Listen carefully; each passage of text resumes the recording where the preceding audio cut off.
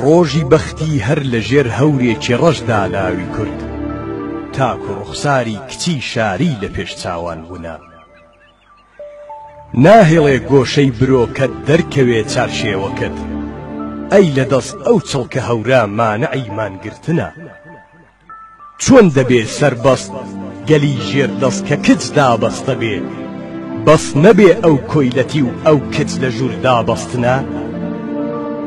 دەرچی داخستۆ لە تۆ بابت کەچی دەرچی نییە، دەرگە داخستن لە تۆ دەرجی هومێت داخستنە. داڕزینە مردنە ئاخر هەتا کەی پێت بڵێن، نابێ بێتە دەر لە ماڵ مافی ژیان کواهی ژنە. لادە چارشێوی ڕەشت با دەرکەوێ کۆڵمی گەشت، چون لە قەڕنی بیستەما زۆر عەیبە ئەمڕوو گرتنە.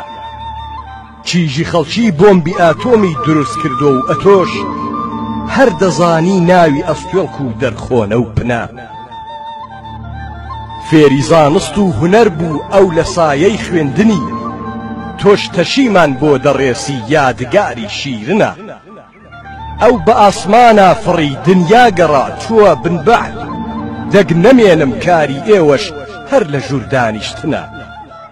کوڕ بەزێنە ئەم لە عیلم و ئەو لە کار و سەنعەتە، گۆرەویشە سەنعەتی تۆ پێت خەنی بووم بیچنە. ئەو پەچە و ڕووبەند و چارشێوەی نەدیوە نەنچی تۆ، ئەو شڕ و شاڵانە دیاری دوژمنی دڵچڵکنە.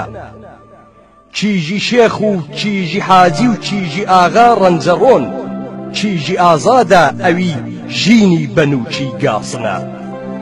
شەنگە بێری یار و دەستباری کوڕی کۆچەر نەبێ، چۆن دەگاتە جێ هەوار و هۆبە ئەو بارگە و بنە.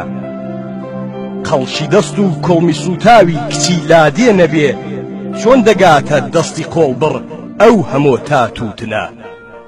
کوا مەتاعی کوردەواریمان دەچوو بۆ هەندەران، گەر بە سەربەستی نەژی با ئەو کچە مازوو چنە.